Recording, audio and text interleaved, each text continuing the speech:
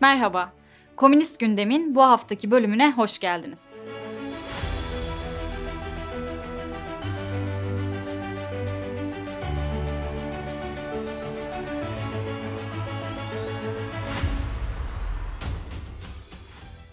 Suriye'ye başlatılan operasyonun ardından Türkiye Komünist Partisi, "Gerçekler bayrakla kapatılamaz" başlıklı bir açıklama yayınladı. AKP iktidarı, İsrail, ABD, İngiltere ve Fransa ile birlikte Suriye'de kapsamlı bir operasyon başlattı. Operasyonun şu ana kadarki ana insan gücünü oluşturan HTŞ, Türkiye ve ABD tarafından bile terör örgütü olarak nitelendiriliyor. Saldırıların bir diğer bileşeni Suriye Milli Ordusu da farklı cihatçı gruplardan devşirilmiş ve hükümet tarafından maaşa bağlanmış bir gruptur. Bu ve benzeri yapılanmalarla bölgeye ne barış ne huzur gelecektir denilen açıklamada, Türkiye Komünist Partisi'nin aylardır İsrail tehdidi bahane edilerek Suriye'ye saldırı hazırlıkları yapıldığını söylediği, bunun bölgeyi yeni ve bitmeyecek kanlı savaşlara sürükleyeceği konusunda uyarılarda bulunduğu hatırlatıldı. TKP'nin her zaman sınırların değişmezliği ilkesiyle hareket ettiğinin vurgulandığı açıklamada bir kez daha görüldü ki AKP iktidarı İsrail ile eşgüdümlü hareket etmekten hiç sıkılmıyor. Halep'te boy gösteren Türk bayrağı, yandaş kalemşörlerin fetişçi böbürlenmeleri Türkiye'nin ABD ve İsrail ile birlikte bir komşu ülkeyi dağıtmaya dönük bir çaba içine girdiği gerçeğini değiştirmiyor. Partimiz her zaman sınırların değişmezliği ilkesiyle hareket etti ve ediyor. Bu ilkenin neden yaşamsal olduğu bir kez daha ortaya çıktı. Korkarız eğer bu gidişat durdurulmazsa yeni Osmanlıcı bir hırsla ya da İsrail-ABD projelerine dayanarak sınırları değiştirmeye kalkmanın acı sonuçlarıyla karşılaşacağız ifadeleri kullanıldı. Aylık gazete TKP'nin sesi bugün "İsrail sopasıyla çözüm olmaz" manşetiyle çıktı. Gazetenin kapak yazısında şu görüşe yer veriliyor: Orta Doğu'da yeni bir hamle yapmakta olan kirli ittifakta İslamcı cihatçılar, yobaz işgal devleti İsrail, emperyalist ABD ve Türkiye'nin paragöz fırsatçı sermaye sınıfı yer alıyor. Emekçi halkımız bu kirli ittifakın oyununa gelmemelidir. TKP Genel Sekreteri Kemal Okuyan başkanlığındaki TKP heyeti, Yunanistan Komünist Partisi tarafından Avrupa Parlamentosu'nda düzenlenen ve Avrupa'dan 20 Komünist ve İşçi Partisi'nin katıldığı Avrupa Komünist toplantısındaydı. Emperyalist savaşların, kapitalist sömürünün ve antikomünizmin abesi ve Lenin'in güncelliğini koruyan Avrupa Birleşik Devletleri sloganı üzerine çalışması temasıyla gerçekleşen toplantıya Kemal Okuyan da konuşmasıyla katkı sundu. Okuyan'ın Avrupa Birleşik Devletleri'nden Avrupa Birliği'ne kapitalizm övücülüğü anti-Marksizmdir başlığını taşıyan konuşmasının tam metni TKP sitesinde yayınlandı. TKP heyeti aynı zamanda TKP'nin de kurucuları arasında yer aldığı Avrupa Komünist Hareketi'nin 1. Genel Kurulu'na katıldı. Toplantıda Avrupa Komünist Hareketi'nin bir yılı değerlendirildi, gelecek dönem faaliyet planı kararlaştırıldı. Faaliyet planına göre Filistin, Lübnan ve Suriye halklarıyla dayanışma gündemiyle gerçekleştirilecek bir sonraki toplantı Ocak ayında TKP ev sahipliğinde İstanbul'da yapılacak. Türkiye Komünist Gençliği, geleneksel hale gelen "bu yol yalnız yürünmez" çağrısını bu yıl da yineledi. Yeni yıla yeni yol arkadaşlarıyla girmeyi ve Aralık ayı boyunca mücadele saflarına yeni dostlar katmayı hedefleyen komünist gençler, üniversite kampüslerinde, liselerde, mahallelerde birlikte mücadele ettikleri öğrenci platformlarını, kulüpleri, toplulukları ortak bir zeminde buluşmaya ve kurulacak öğrenci inisiyatifleri ile Türkiye Halk Temsilcileri Meclisi'nin 2025 bileşiminde yer almaya çağırdı. Emekliler geçtiğimiz hafta boyunca İzmir'in Bayraklı, Bornova, Çiğli, Karşıyaka ve Konak ilçelerinde bulunan semt evlerinde bir araya geldi. Türkiye'de emeklilerin yaşadığı zorluklar, eşit ve insanca yaşam talebinin ne anlama geldiği gibi konuların konuşulduğu buluşmalarda gelecek dönem mücadele başlıkları üzerine konuşuldu. Fidel'in aramızdan ayrılışının 8. yılı nedeniyle Türkiye Komünist Gençliği geçtiğimiz hafta Antalya ve ODTÜ'de gerçekleştirdiği buluşmaların ardından Ankara, Eskişehir, İstanbul ve İzmir'de de 21. yüzyılda Fidel olmak başlığıyla bir araya gelmeye devam etti. Ankara ve İzmir toplantılarına Küba Cumhuriyeti Ankara Büyükelçisi Alejandro Díaz Palacios, İstanbul toplantısına ise Küba Cumhuriyeti İstanbul Başkonsolosu Raul Madrigal katıldı. Çınartepe semt evinde çocuk etkinlikleri devam ediyor. 1 Aralık'taki etkinlikte çizgi film gösteriminin ardından çocuklarla boyama çalışması yapılırken ebeveynlerle de önümüzdeki dönemde dayanışmayı artırmanın yolları konuşuldu. İzmir, Dikili'de bulunan Cumhuriyet Mahallesi son dönemde yapılan çalışmalar ve dayanışma başlıklarıyla öne çıkıyor. 31 Mart seçimlerinde seçildikten hemen sonra önemli başlıklarda çalışma grupları oluşturan TKP'li muhtar İrfan Ataker, mahallelinin sorunlarının tespit edilmesi ve çözümüne ilişkin örnek bir model oluşturdu. Çevre temizliğinden kanunsuz inşaatlara kadar mahalle sorunlarına çözüm bulmaya çalışırken ülkenin sorunlarıyla da ilgilendiklerini söyleyen Ataker, çalışmalarıyla ilgili birlikte hareket etmek üzere çalışmalar yapıyoruz. Mahalle sakinlerini aynı zamanda mahallenin sahibi yapmaya çalışıyoruz ifadelerini kullanıyor. Mahalleliyi aylık olarak halk buluşmalarında bir araya getiren muhtar Ataker, geçen ay bir Cumhuriyet şenliği düzenlemişti. Bu ay yapılan halk buluşmasının konusuysa 25 Kasım kadına yönelik şiddete karşı Uluslararası Mücadele Günü'ydü. TKP İstanbul İl Örgütü kendilerine dayatılan sefalet ücretine boyun eğemeyen ve grev ateşini yakan Hitachi Enerji işçilerini destek için grev alanını ziyaret etti. TKP Parti Meclisi üyesi Mesut Gülçiçek'ten işçilerin mücadelesini dinliyoruz. Herkese merhaba. Türkiye Komünist Partisi olarak Hitachi Enerji işçilerinin grev kararlarının bir parçası olmak adına Habik oyundayız. Bu sabah saatlerinde Gebze, Tuzla, Kartal ve Budurlu iş yerlerinde Türkiye Komünist Partisi olarak işçilerin yanlarında yer aldık. Bugün işçilerin greve çıkma nedenleri patron örgütü olan, patron sendikası olan MES'in kendine sevdiği dayatma. MES, toplu iş sözleşmesinde işçilerin %40 ücret artışı ve bir önceki toplu iş sözleşmesinden elde etmiş oldukları kimi kazanımların geri çekilmesi konusunda bir baskı, bir dayatma içerisinde. İşçiler bu konuya tepkili. Grev çadırındaki enerjileri de devam ediyor. Biz de Türkiye Komünist Partisi olarak başından sonuna kadar işçilerle dayanışma içerisinde edeceğimizi bir kez daha vurguluyoruz. Hatay'da depremden bu yana altyapı ve elektrik sorunları yaşanmaya devam ediyor. TKP Hatay İl Örgütü ve Defne Halk Temsilcileri Meclisi üyeleri ise sorunları dile getirmeyi ve dayanışmayı büyütmeyi sürdürüyor.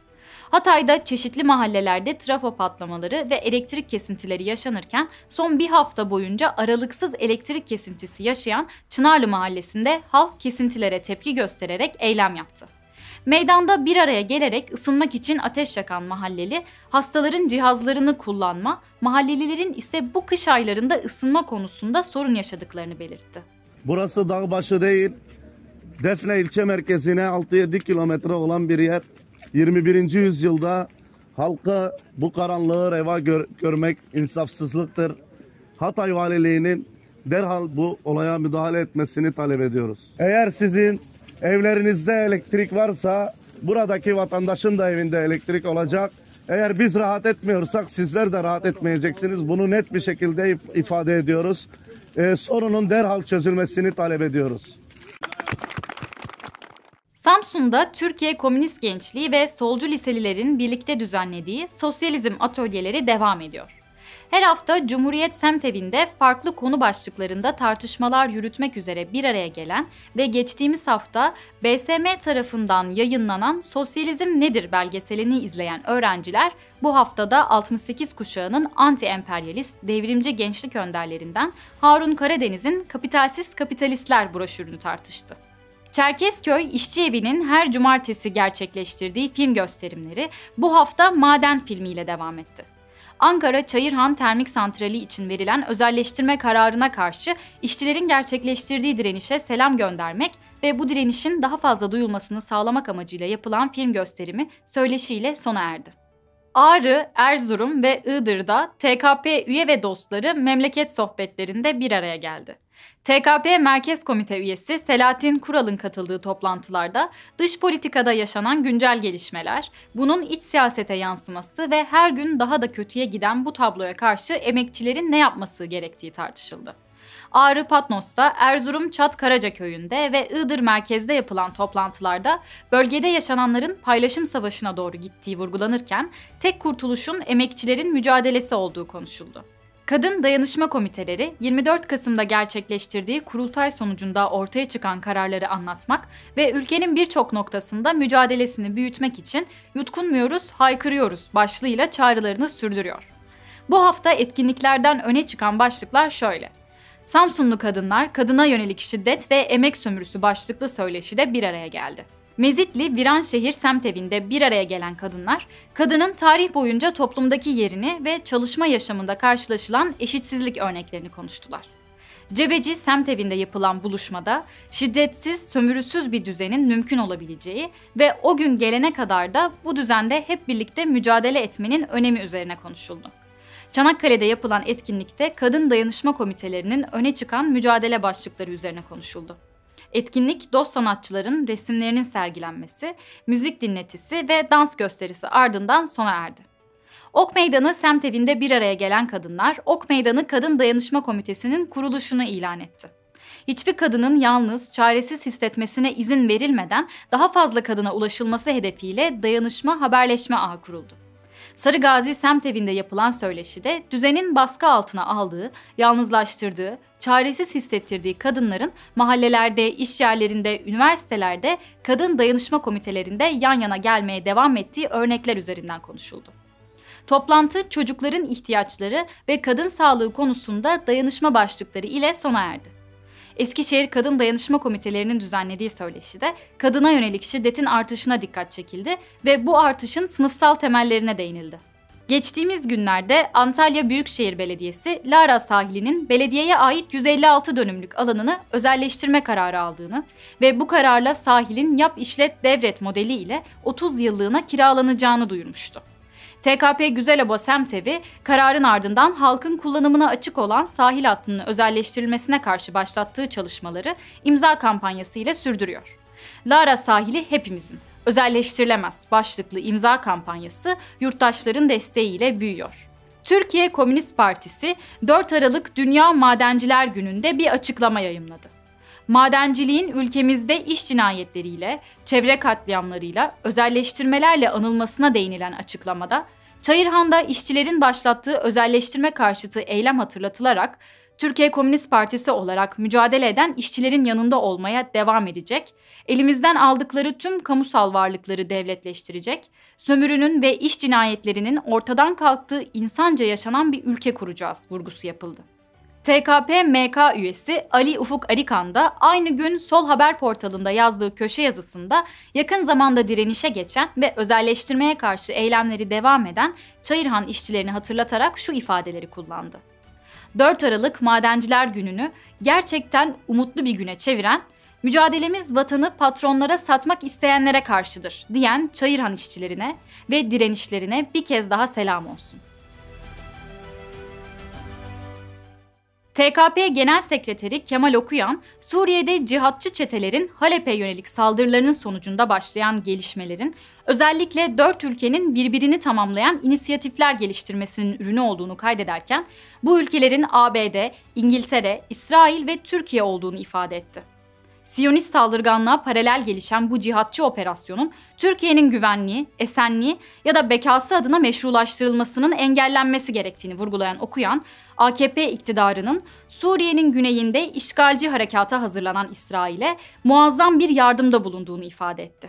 Türkiye Komünist Partisi, küresel ölçekte artan çatışmalara dikkat çekerek ABD Ankara Büyükelçiliği, Rusya Federasyonu Ankara Büyükelçiliği ve Türkiye Cumhuriyeti hükümetine yönelik açık mektup yayınladı.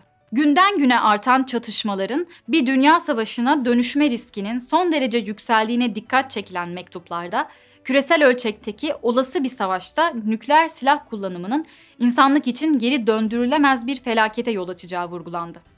Ayrıca milyonlarca insanın canını riske eden böylesine bir savaşı tırmandıran iktidar sahiplerinin sorumluluklarını idrak etmedikleri söylenirken, açıklamalarıyla, eylemleriyle nükleer silahların kullanımını normalleştiren tüm taraflar ciddiyete ve sorumlu davranmaya davet edildi. 5 Filistinli ressamın eserleri Türkiye Halk Temsilcileri Meclisi'nin NATO'ya ve savaşa karşı kaleminle, boyanla, fırçanla ses ver çağrısıyla Filistin halkı direniyor başlığıyla sergilendi. 29 Kasım Filistin halkıyla Uluslararası Dayanışma Günü'nde yapılan açılışa ressam İyad Sabah, Filistin Halk Partisi Uluslararası İlişkiler Sekreteri Akil Takas, İsrail Komünist Partisi Milletvekili Ayda Tuma Süleyman çevrimiçi bağlantıyla katıldı. Sergi açılışında Türkiye Barış Komitesi adına konuşan TKP-PM üyesi Murat Akat, serginin çok zor bir dönemde hazırlandığını ve küresel çatışmalar sürerken NATO üyesi olan ülkemizin de sermaye çıkarları doğrultusunda her an bu çatışmaların bir parçası olabileceğini vurguladı. Sergi basında geniş yer buldu. TKP-PM üyesi gazeteci yazar Orhan Gökdemir, Giresun İl Örgütü'nde düzenlenen toplantıların ilkinde yerel basın mensuplarıyla bir araya gelerek TKP'nin güncel siyasi gelişmeler karşısındaki tutumunu anlattı. İkinci günde ise Giresunlularla yapılan buluşmada ülke siyaseti ve Gökdemir'in son kitabı Karanlık Yol üzerine konuşuldu. Gökdemir, tarikatların devlet desteğiyle büyüyerek holdingleştiğine dikkat çekti. Yayınımızı bitirirken Hitachi Enerji işçilerinin haklı mücadelelerini selamlıyoruz.